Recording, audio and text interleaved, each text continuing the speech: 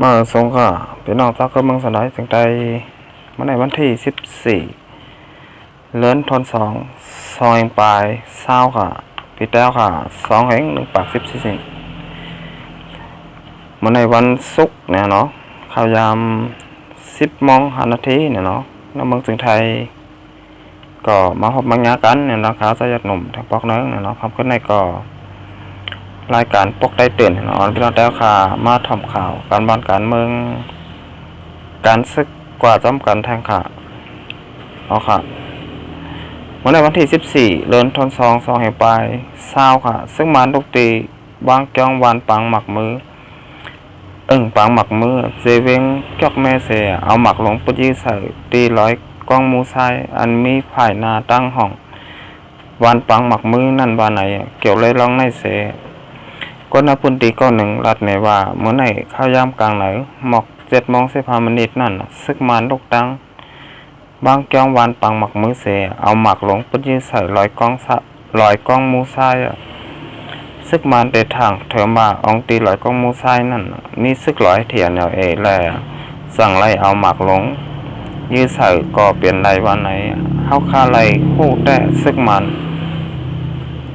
เอาหมักลงยื้อ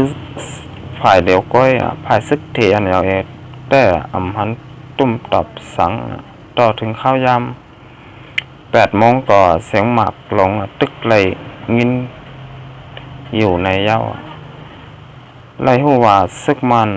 อันเอาหมักลงปุดยื้อใส่รอยกองมูซ้ายไหนเป็นตับมา1/1มีแห้งซึกมอก80 ปลายก็ไหวเสเขาเอาหมักลง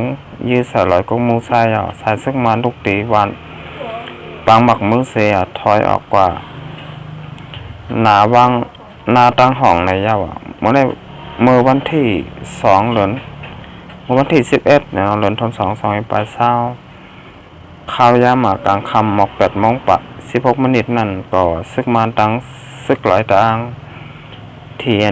เป็นปากตึกกันที่หิมบานลงตอกเจเวงน้ำสันจึงได้ปอดห้อง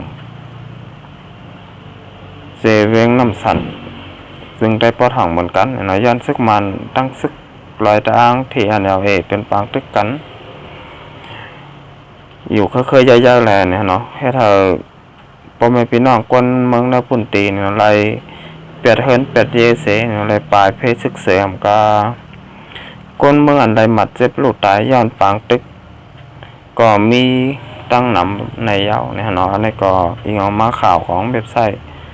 ได้แล้วเตรียมต่างไว้หาไปน้องพบกันแห้งเอาค่ะมันในก็เป็นวันที่14เนี่ยเนาะคนไทยคนหัววันวาเลนไทน์นะฮะเนาะอันนี้ก็คนแต่ก็เตว่าวันก็หักนี่ก็ว่านะฮะเนาะเอาค่ะแต่ว่าเจ้าคนนั้นก็ว่าไรนะฮะเนาะเอาค่ะอันนี้ก็วันที่14วันวาเลนไทน์นะฮะเนาะก็ซึกมานเขาเนี่ยก็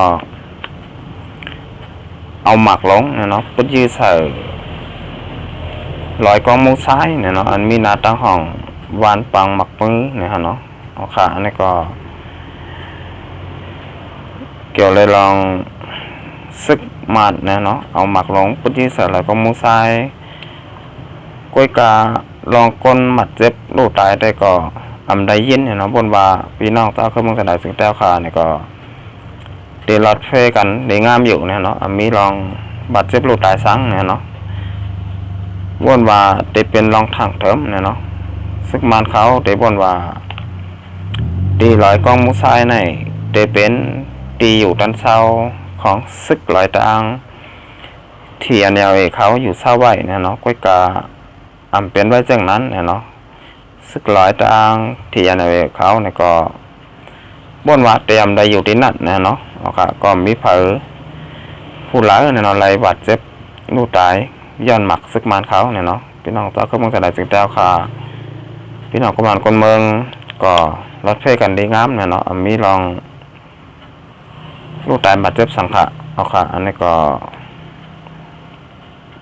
เป็นหมักหลงเนี่ยเนาะเอาค่ะเหมือนเมืองไทยได้ก็แล้วเมืองสุดท้ายเป็นเมืองไหนเนี่ยเนาะ พี่น้องไทยหามาพี่น้องไทยมาพี่น้องไต้เนี่ยเนาะที่เป็นก้นหมาวก้นสาวปอห้างไม่ห้างเนาะก็เตปันหมอกหลอกกุหลาบนะเนาะปันหมอกกุหลาบปันหมอกตั้งหักเนาะตัวแต่ตั้งหักนะเนาะเอาค่ะสำหรับคนที่มีครอบครัวมีผู้มีแม่ยาก็มีร้องสังเนาะก็ว่ามีผมมีเมย์ย่อก็อำตองกับปันฟ้าเนี่ยเนาะอำตองว่าตั้งหลายย่อค่ะเนี่ยเนาะก็ตัวเลยลูกลางนางเมย์เนี่ยเนาะก็อยู่วันอยู่เฮิร์นเนี่ยเนาะอันสังก่อนละค่ะก็จะมีลูกมีเมย์เนาะมีครอบครัวยาวเนี่ยเนาะ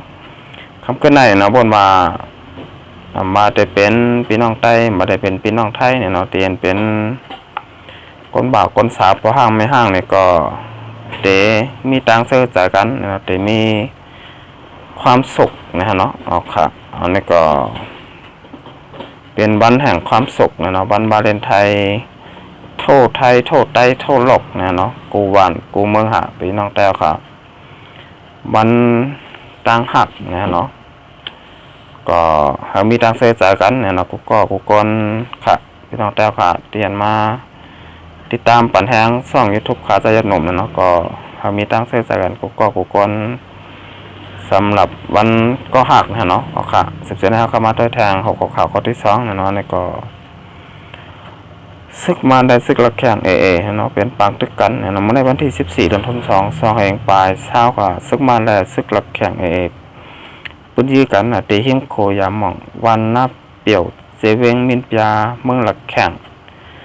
และเจ้ากาเจอกว่าตั้งเวงตากงนั่นน่ะและคิดคำไว้ส้มตั้งนำก้นเมืองในพื้นที่ลัดตีสีข้าวตีวีปีว่าเมื่อยักกลางนั้นเรามอง10 นิดนั่นน่ะ2ฝ่ายเป็นปังตึกกันน่ะตีหิมโขยามมองแลในอองตีปังตึกนั่นน่ะไล่หันซึก2ฝ่ายเอาหมักลงพุทธิกันป้าว่าไหนย้อนปังตึกในเสเจ้ากาซื้อเด็กกว่าเวงตากงนั่นน่ะอ่ำจางคำโขไล่แหล่ไล่กึดคำใบซ้ำตางก้นบันพิาเปี่ยวกำพองก่ออ่อนกันน่ะปลายมกแบบอองตีหลอดเพเผอมันอยู่วันไหนซึกมาในซึกละแข่งเป็นปังตึกกันพอกำไหนอ่ำไรหูซ้ำมาลองมัดเจ็บลูกตายตั้ง2ฝ่ายวันไหนแน่นอนอันนี้ก็เป็นปังตึกเนี่ยเนาะทั้ง2ฝ่ายซึกมานและตั้ง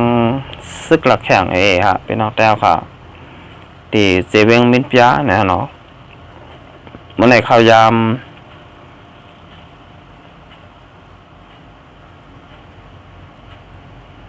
กลางเนื้อเนี่ยเนาะข่าวยามกลางเนื้อ9 โมง 15 นิดเนี่ยเนาะตั้ง2ฝ่ายเนี่ยเนาะซึกลงปองจึงมาและตั้งซึกหลักแข่งเนี่ยเนาะเลยเป็นปากตึกกันเนี่ยเนาะก็ลองบัดเจ็บลูกตายทั้ง2ฝ่ายแต่ก็อำไปไล่หูจ้ำเนี่ยเนาะอันนี้ก็ให้ได้พ่อแม่พี่น้องเจ้าก็มึงสนายจึงแต้วค่ะอำว่าจะเป็นพี่น้องในวันนั้นนะเนี่ยเนาะมาจะเป็นพี่น้องก้นกล้าก้นขายเนี่ยก็กว่าม่ามได้เนี่ยเนาะพี่น้องก้นกล้าก้นขายติเด็กลงว่าตั้งเบ่งตากงเนี่ยก็สลดเจ้ากาก็ไล่กึดไหวจมตาจ้องตั้งนำฮะพี่น้องแต้วค่ะก็ว่าข้ามโคมได้เนี่ยเนาะก็ว่าออกข้าวตั้งมาเสียแลมาหบยา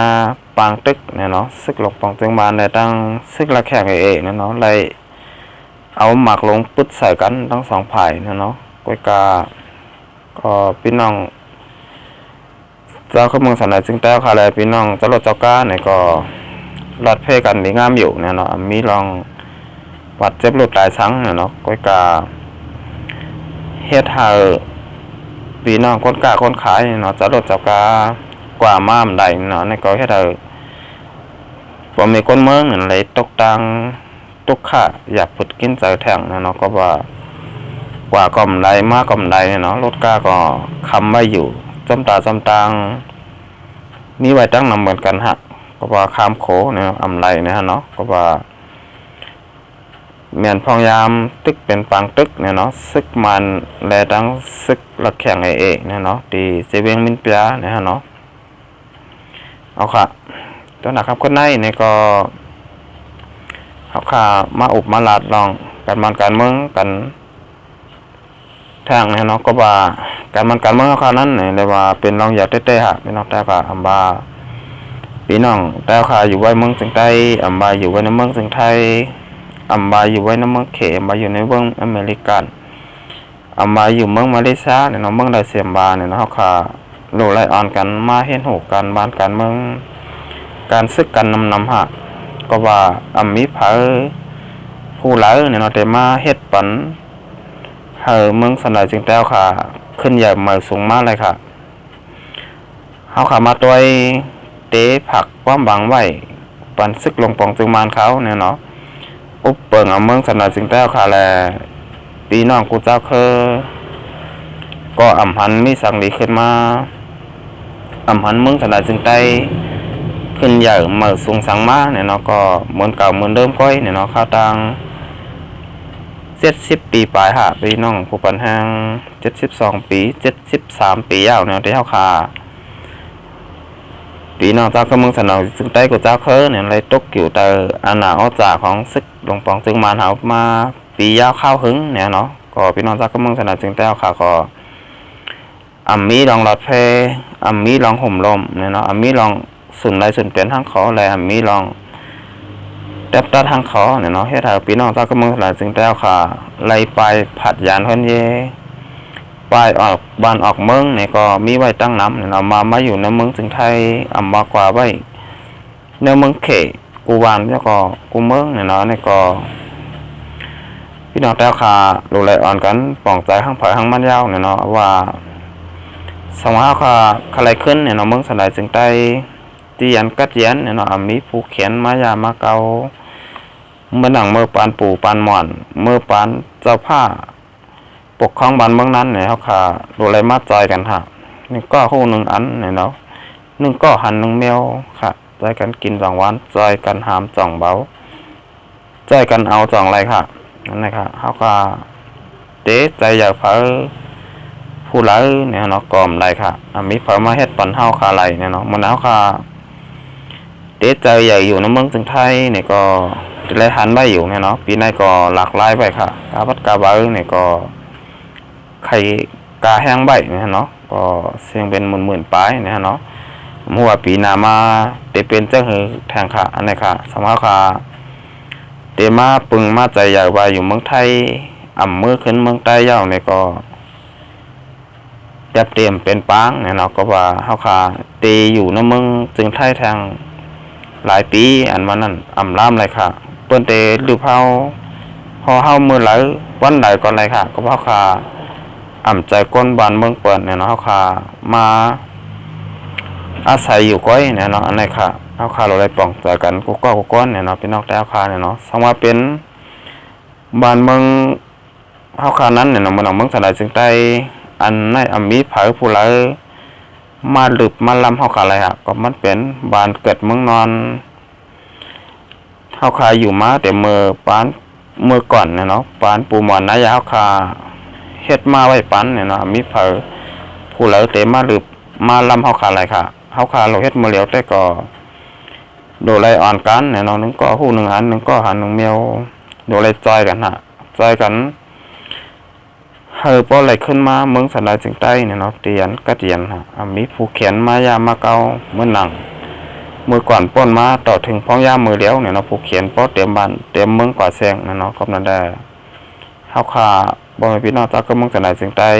กูก็กูก้นเนี่ยเนาะมีนาตีทั้งฝ่ายทั้งมันมาห่มกันเสร็จแล้วจอยลึบผู้เขียนเนี่ยให้ออกกว่าน้ำเมืองสลายจึงใต้ค่ะไว้เนี่ยเนาะออกค่ะตั้งแต่ครับก็ในก็และการปกได้เตือนเนี่ยก็แต่ย้อนกึดลือไว้ก่อนเนี่ยเราต้องไกลมาคบมายากันแทงวันนาค่ะมาทรงพระ